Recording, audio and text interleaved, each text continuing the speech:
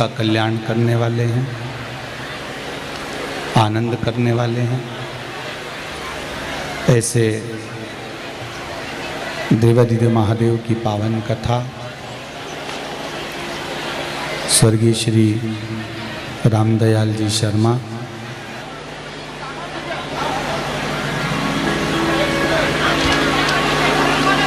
कोई एक दो जन्म की बात नहीं है कि एक दो जन्म में हमने जन्म लिया और कर्म करा। ऐसे कितने जन्म, कितने ही जन्म हमारे निकलते चले गए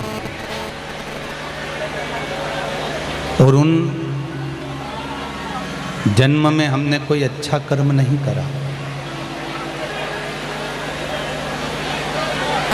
हम उस जन्म को लेने के बाद भी परमात्मा से दूर रहे, परमात्मा से हमारी दूरी बनी रही।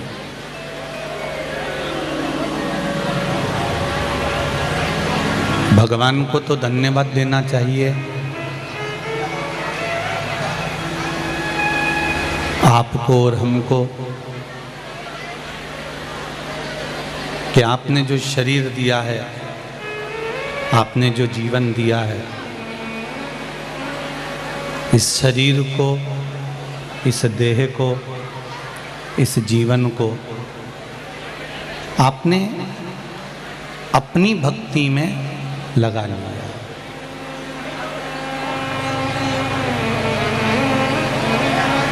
तेरा ही दिया मैंने खाया पिया है, तेरा शुक्रिया है, तेरा शुक्रिया है। मुझे भोले बाबा ने बहुत दे दिया है, तेरा शुक्रिया है, तेरा शुक्रिया है। ये जायदाद दी है, औलाद दी है, ये जायदाद दी है, औलाद दी है। मुसीबत में हर वक्त इमदाद दी है, मुसीबत में हर वक्त इमदाद दी है। तेरा ही दिया मैंने खाया पिया है, तेरा शुक्रिया है, तेरा शुक्रिया है। बड़ी मुश्किल से ये मानव का देह मिला है, बड़ी मुश्किल से ये मानव का शरीर मिला है, बड़ी मुश्किल से ये मनुष्य का जीवन मिला है। और उस मानव की देह को, मनुष्य के जीवन को हम व्यर्थ गंवा दें तो उसका कोई मोल तत्व नहीं, उसकी कोई महत्वता नहीं। कितने जन्म, कोई एक जन्म नहीं है आपका और हमारा, ना जाने कितने जन्म निकल गए, ना जाने कितने जन्मों का खेल खेलते रहे, कितने जन्मों में हम आते रहे, जाते रहे। और अंत ये मानव का जो शरीर है, 84 लाख योनियां काटने के बाद जो ये मनुष्य का शरीर मिला है, मानव का देह मिला है, ये अंतिम बिंदु होना चाहिए।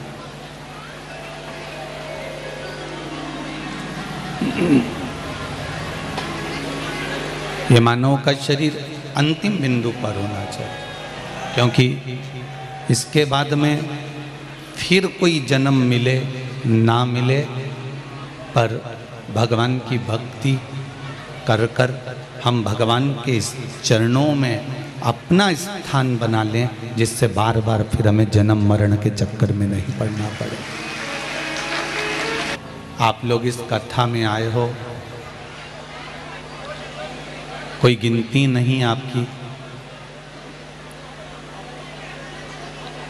पूरे भाटापारा में कहीं जगह नहीं, जहाँ देखो वहीं गाड़ियाँ, आप और आपकी अविरल भक्ति है। इसके सिवा कुछ भी नहीं। कितने घंटों से इंतजार कर रहे हो कथा का, वो कथा हाथ से ना चली जाए उसका ध्यान रखना। बड़ी मुश्किल से 5-5, 6-6 घंटे से इंतजार में लगे हो और 3 घंटे की 2.5 घंटे की कथा अगर बातचीत में छूट गई तो फिर आना व्यर्थ था, फिर आने का कोई सार्थक नहीं था। बड़ी मुश्किल से मिलती है। और बड़े प्रसन्न हुआ करो जब सत्संग में जाया करो, तो उसमें अपने को मुख नहीं उतारना। सत्संग में जाओ तो बड़े खुश होकर जाओ, और सत्संग से घर भी जाओ तो बड़े खुश होकर जाओ। और कोई तुमसे पूछे कि कहाँ बैठे हो, तो सत्संग में जब बैठो तो प्रसन्न होकर बताना कि मैं भगवान की शरण में बैठा हूँ, मैं किसी गलत जगह पर नहीं बैठा, मैं किसी गलत स्थान पर या गलत जगह पर नहीं बैठा हूँ, मैं भगवान की शरण में बैठा।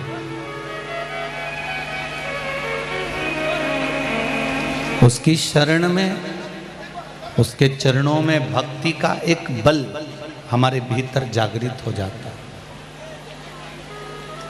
भक्ति का एक बल।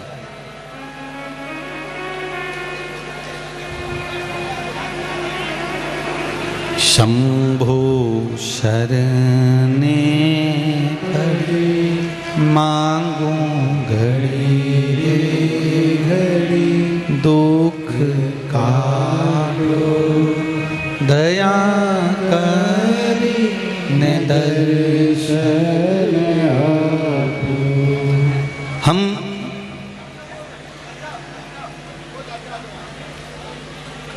एक बात आपको कहें, जब लड़का पढ़ता नहीं है ना, जब लड़का विद्या अध्ययन नहीं करता, पढ़ता नहीं है, पढ़ाई पर उसका ध्यान नहीं रहता, पढ़ता नहीं, तब हम बच्चे से कहते हैं थोड़ा कम से कम 12वीं तक तो पढ़ ले।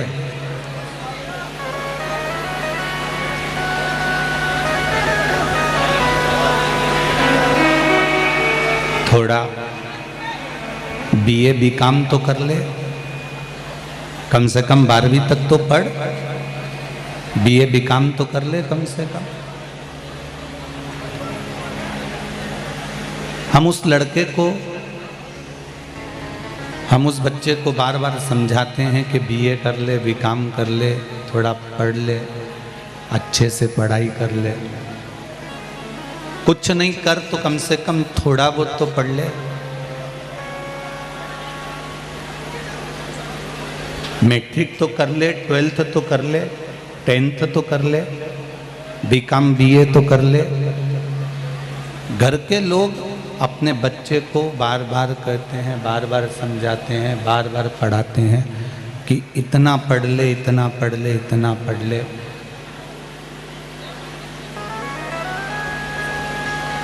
उसी तरह जो गुरु होता है, उसी तरह जो सतगुरु होता है, वो सतगुरु, वो गुरु आपसे इतना जरूर कहता है कि अभी भजन का समय है, मौका मिला है, स्मरण का मौका है, भजन का मौका है, कीर्तन का मौका है, कीर्तन कर लो, भजन कर लो, स्मरण कर लो, ये अभी मौका मिला है। 21,600 श्वास प्रत्येक मनुष्य को मिलती है, प्रत्येक मानव को प्राप्त होती है, और वो 21,000 600 श्वास का अगर सदुपयोग हो जाए, 21,600 श्वास का यदि सही उपयोग हो जाए तो परमात्मा को मिलने में फिर वो देरी नहीं होती, परमात्मा मिल जाए। उस श्वास का सदुपयोग करना सीखो।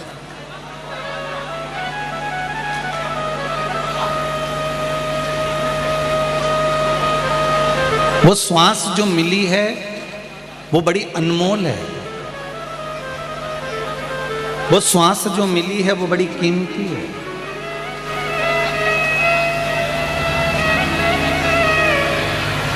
शंकर की भक्ति में,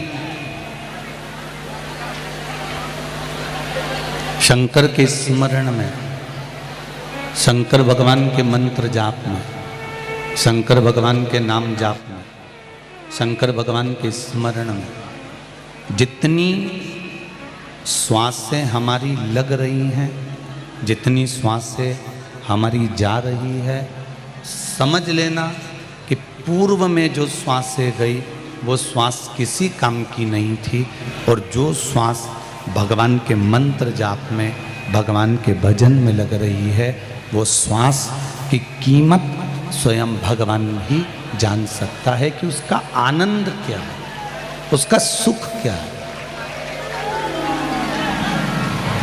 बचपन में आपने भगवान का भजन नहीं करा, जवानी में नहीं करा, अधेड़ी में नहीं करा, मान लो बुढ़ापा आ गया और दुनिया के लोग कह रहे हैं कि बुढ़ापे में भजन करके अब कौन सा तुम इतिहास रच दोगे, तो कहने वाले को इतना जरूर कह देना, बताने वाले को इतना जरूर बता देना कि भगवान के भजन में, भगवान के कीर्तन में, भगवान के मंत्र जाप में, भगवान की कथा में उम्र नहीं देखी जाती। परमात्मा की भक्ति में उम्र का कोई क्रम नहीं है।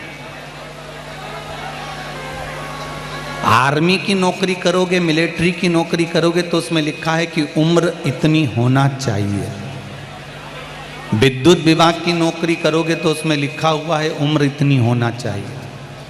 शिक्षक की नौकरी करोगे तो शिक्षक में भी लिखा हुआ है उम्र इतनी होना चाहिए। पुलिस की नौकरी करोगे तो उसमें एडमिशन करने के लिए, पुलिस में शामिल होने के लिए उम्र लिखी होती है कि इतनी उम्र होना चाहिए।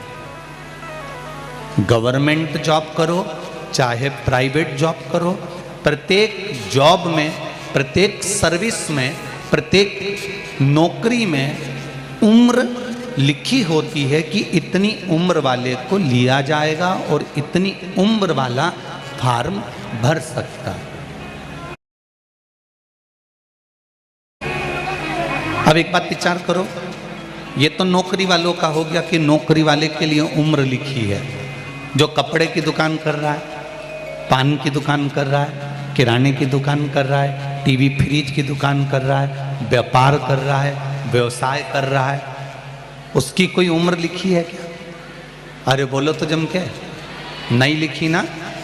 जो नौकरी कर रहा है उसकी उम्र लिखी कि तुम्हें इतनी उम्र तक नौकरी करना है, तुम्हें इस उम्र से शामिल किया जाएगा, तुम्हें इस उम्र में लिया जाएगा, तुम्हें इस उम्र में तुम्हारी नौकरी लगा दी जाएगी। पर जो धंधा कर रहा है, जो बिजनेस कर रहा है, जो व्यापार कर रहा है, उसकी कोई उम्र नहीं।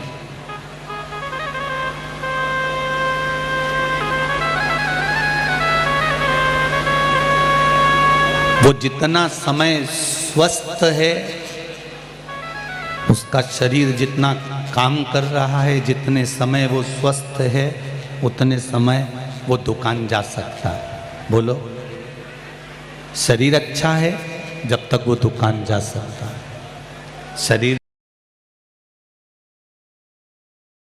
के लिए उम्र नहीं है, वो जब तक शरीर ठीक है तब तक वो दुकान पर जाकर बैठ सकता है। तो सर्विस वाला सर्विस करता है तो 25,000, 50,000, 60,000, 1 लाख, 2 लाख रुपए महीना कमाता है।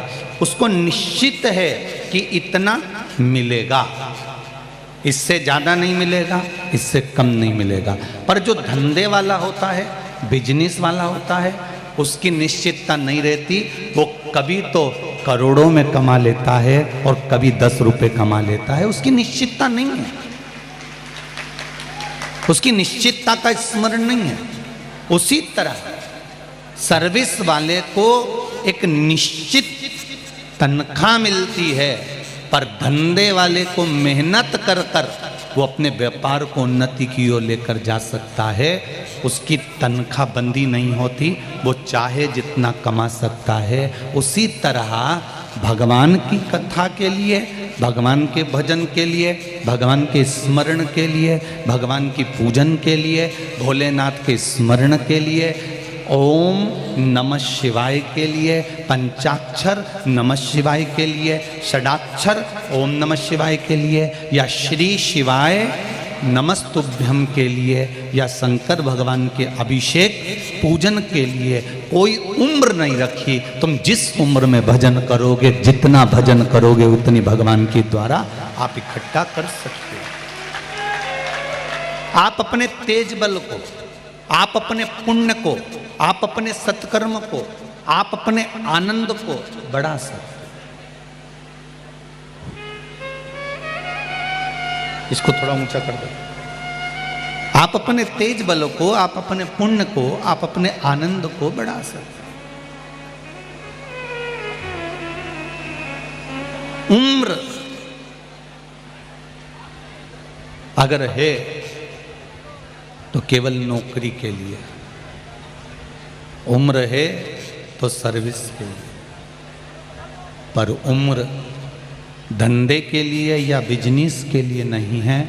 उसी तरह उम्र भगवान के लिए नहीं है। बचपन खेल में खोया, बचपन खेल में खोया, जवानी नींद भर सोया, बुढ़ापा देख कर रोया, सिराने मौत हंसती है।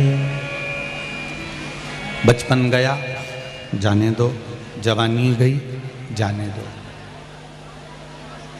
अगर अधेड़ी भी चली गई है तो जाने दो। पर शिव महापुराण की कथा कर रही, भगवान शंकर का चरित्र कह रहा। जो बचा हुआ समय है हमारा, जो परमात्मा ने हमारे को दिया है, 21,600 श्वास जो प्रतिदिन निकल रही है, उसमें से अगर थोड़ा सा भी समय हमारा बचा हुआ है तो हम उसको परमात्मा की भक्ति में लगा दें।